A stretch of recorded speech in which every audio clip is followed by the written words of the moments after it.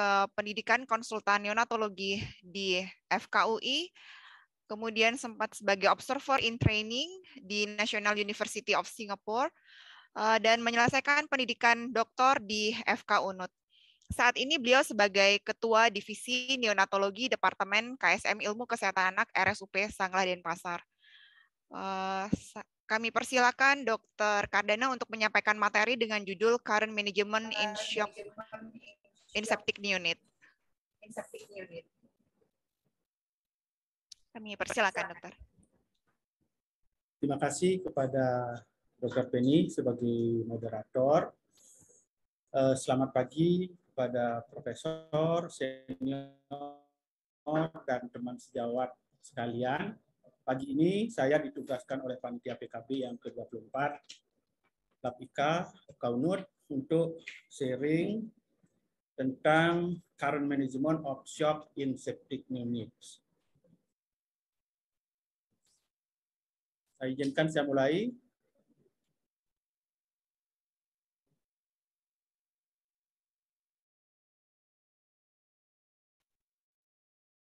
Ya, melihat patofisiologi, batasan klinis, diagnostik daripada shock sepsis, manajemen dan prognosis. Seperti kita ketahui bahwa sepsis neonatorum itu masih merupakan permasalahan di dalam bangsal neonatus, di mana sepsis ini bisa disebabkan oleh karena bakteri, virus, parasit maupun jamur. Berdasarkan laporan dari Lancet tahun 2018 bahwa insiden sepsis neonatorum di seluruh dunia diperkirakan 2.202 kasus per 100.000 kelahiran hidup dengan mortalitas 11-19%. Laporan sebelumnya Lancet 2017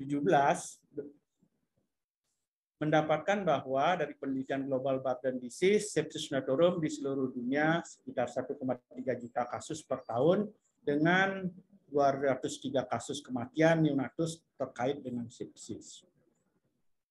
Nah, ini adalah kaskade patofisiologi daripada sepsis neonatorum, di mana sepsis dimulai dengan masuknya bakteri baik ke dalam sirkulasi, yang di mana produk-produk dan komponen bakteri tersebut akan merangsang daripada respon inflamasi, kemudian host akan melakukan suatu pelepasan mediator-mediator inflamasi, ya. Di samping itu juga pelepasan mediator pro-inflamasi, dan di samping itu juga akan terjadi aktivitas sistem koagulasi, aktivitas sistem komplement, kemudian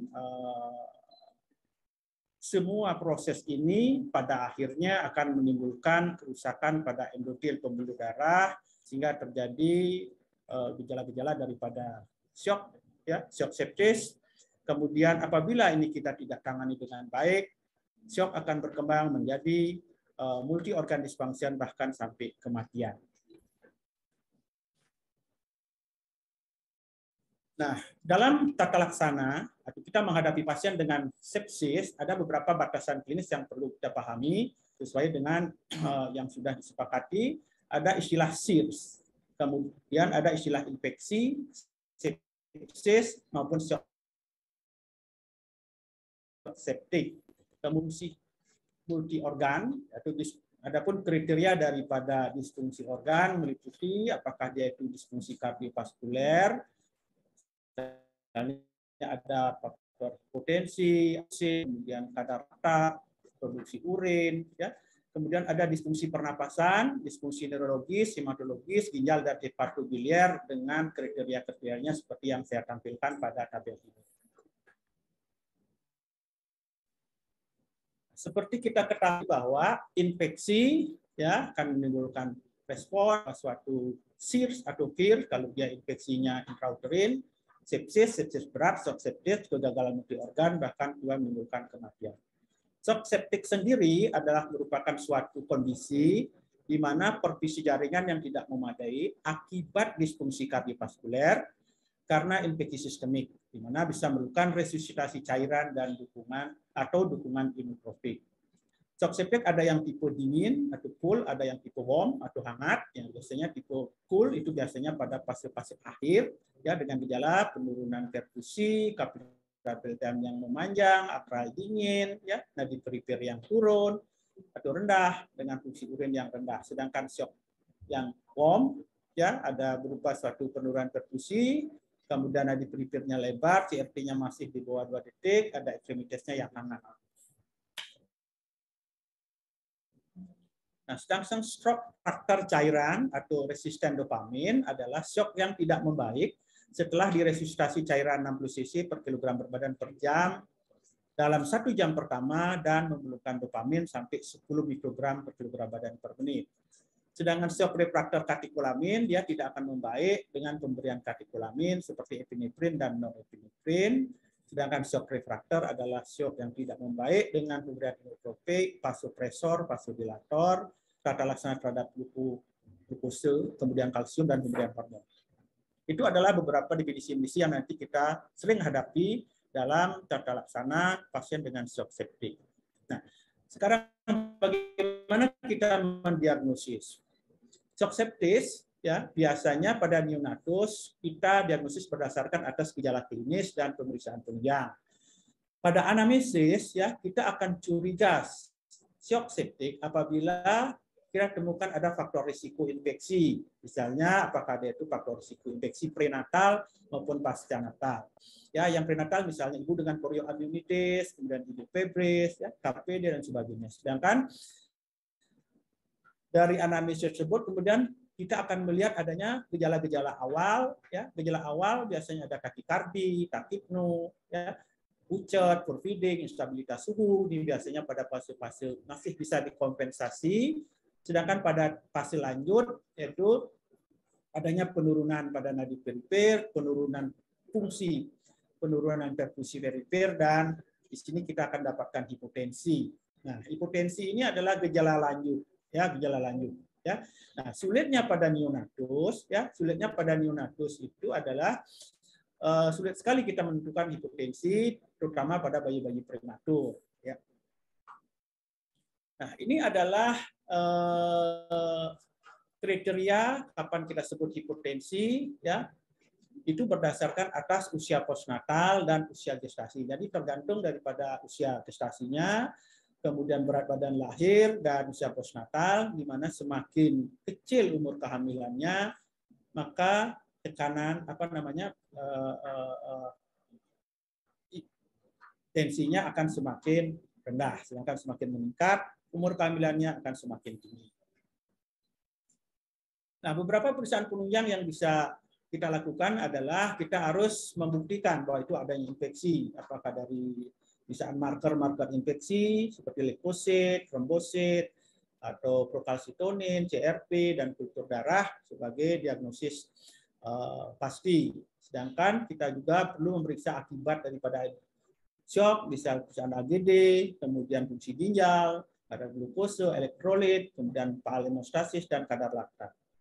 Kemudian pemeriksaan yang sekarang ya sedang kita yang sangat penting ya tadi sudah dijelaskan sama Dr. Adi bahwa pemeriksaan ekokardiografi website yaitu fungsional ekokardiografi ini sangat membantu kita ya, dan memang harus sekarang kita lebih giatkan atau pelajari, oleh karena dengan ekokardiografi kita bisa mendiagnosis, memantau terapi, mengukur daripada fungsi jantung, ya, curah jantung sistemik, dan menilai kecukupan cairan dan yang diberikan selama kita melakukan resusitasi sehingga kita bisa memberikan terapi-terapi spesifik. Jadi sangat tergantung kepada fungsional ekokardiografi ini.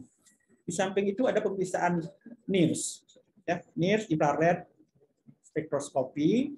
Ini adalah suatu modalitas yang bisa digunakan untuk menilai perfusi organ dan saturasi oksigen di jaringan. Ini juga pemeriksaan yang baru, ya, yang harus kita pelajari, ya, yang harus kita aplikasikan di dalam hal perawatan pasien di intensive care neonatus. Nah, bagaimana manajemennya?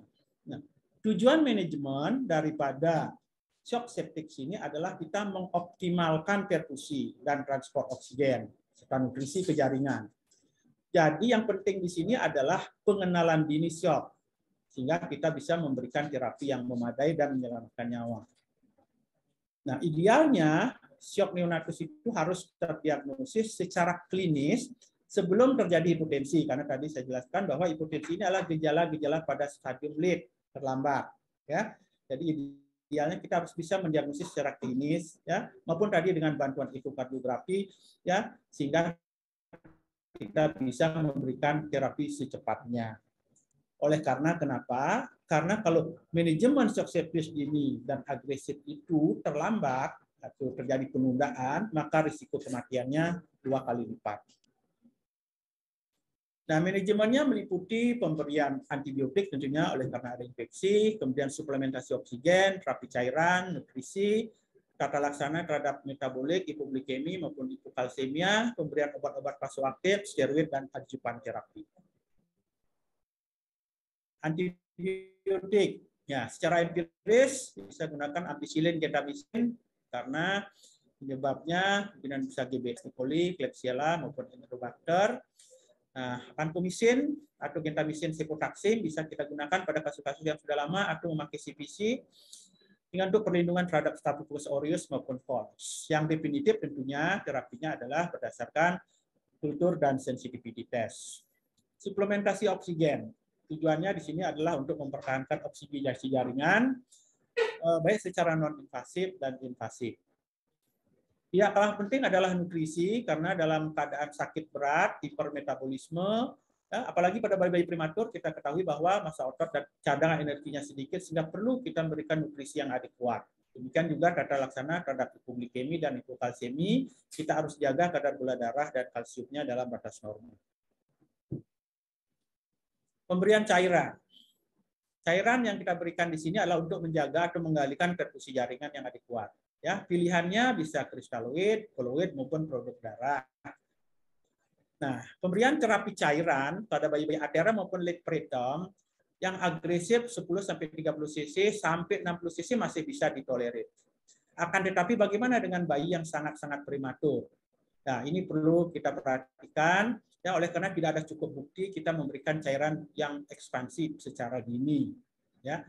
Nah, kalau terjadi penurunan kadar AB di bawah 12 gram per desiliter, indikasi kita memberikan transfusi PRC. Tentu, sekali lagi kita harus menjaga atau mengevaluasi tanda-tanda overload cairan, dan apabila ada tanda overload cairan, maka harus segera dihentikan. Ini adalah salah satu penelitian randomized trial yang membedakan antara penggunaan NaCl dengan fluid, dalam hal ini albumin, untuk resusitasi cairan. Ya. Ternyata sebenarnya kesimpulannya adalah sama efektifnya dengan albumin 5%, antara NaCl dengan albumin 5%, akan tetapi lebih dipilih menggunakan NaCl oleh karena dia lebih murah, lebih mudah didapatkan, terutama pada tempat-tempat yang tidak seperti di kota besar. Obat-obat vasoaktif yang sering digunakan adalah dopamin, dobutamin, epinefrin, norepinefrin, vasopresor, milinon. Ya. Nah, ini kita harus tahu, ya, bagaimana mekanisme kerja obat tersebut. Ya. Dengan mengetahui mekanisme kerja daripada obat tersebut, maka kita akan bisa menggunakannya, ya, dengan berdasarkan atas hemodinamik atau fisiologi yang ada pada pasien tersebut. Contohnya dopamin. Dopamin pada dosis kecil, dia bisa bersifat, dia merangsang reseptor dopaminergik, menimbulkan vasodilatasi daripada populer di ginjal, pembuluh darah di ginjal, kemudian intestinal maupun koroner. Sedangkan pada dosis 5-10 dia bisa merangsang reseptor beta 1 adrenergik yang bersifat inotropik. Sedangkan di atas 10 mikrogram per kilogram per menit dia merangsang reseptor alfa 1 adrenergik yang bersifat vasokonstriksi. Demikian juga obat-obat yang lainnya kita harus tahu di mana titik kerjanya sehingga kita bisa memakai obat-obat tersebut di dalam hal tata laksana shock setelah resusitasi cairan tidak berhasil. Ini contohnya vasopressin, dia bekerja sebagai agonis reseptor P1 dan P2 yang bersifat vasokonstriksi. Jadi dia murni vasokonstriktor. Demikian juga milrinol, dia bersifat immunodilator. Ya, dengan bekerja menghambat fosfodilase tipe 3. Nah, ini ada suatu penelitian meta-analisis ya, yang membedakan penggunaan dopamin dengan epinefrin pada shock septik pada baik pasien-pasien pediatri maupun pada pasien neonatus. Ternyata hasilnya bahwa dopamin dan epinefrin menunjukkan hal yang sama dalam hal pemulihan shock dalam 1 jam, mortalitas, heart rate, dan tekanan darah sistolik, MAP dan efek sampingnya sama. Jadi efikasinya sama ya antara dopamin dengan epinefrin.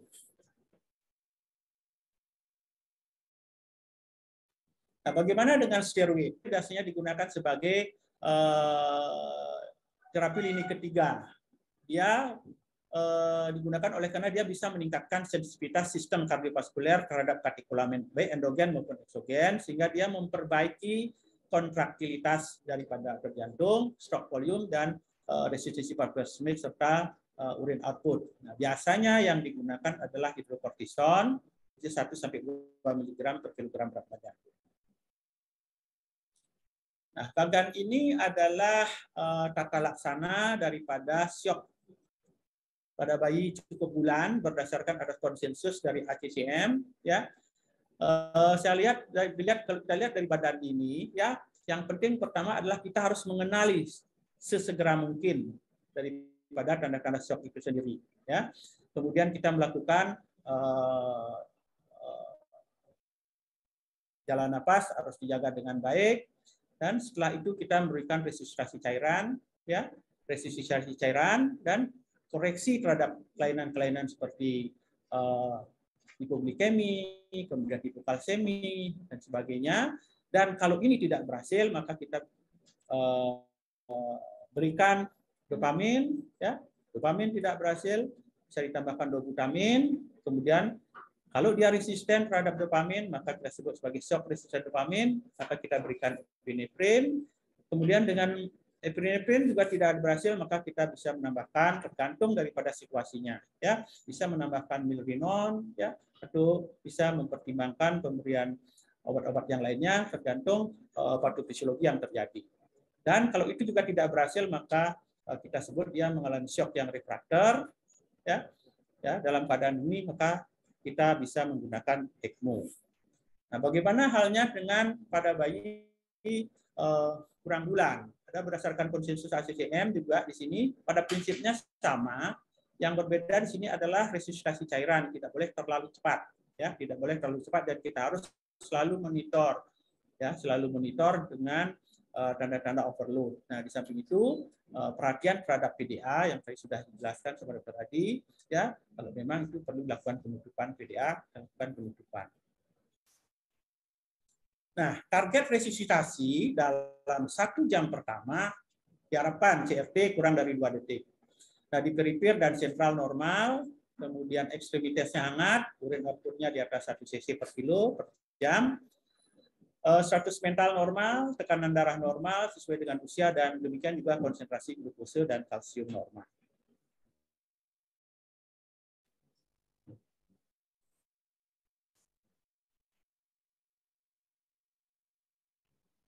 Nah, yang terakhir adalah prognosis. Ya, sampai saat ini luaran shock septik, ya, pada neonatus kurang baik.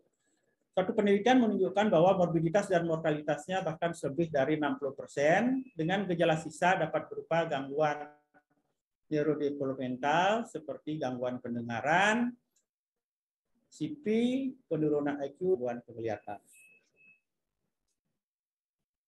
Sebagai take home message, sepsis merupakan suatu masalah, ya, pada perawatan neonatus. Tata laksananya meliputi pemberian antibiotika, ya, kalau dia terjadi shock, suplementasi oksigen, terapi cairan, nutrisi, penggunaan obat vasoaktif, steroid, dan ajudan terapi lainnya. Yang penting adalah pengenalan dini gejala shock sepsis pada neonatus dan tata laksananya secara cepat akan memberikan luaran yang lebih baik. Terima kasih, mungkin itu yang bisa saya sharing pada kesempatan ini. Waktu saya kembalikan kepada moderator.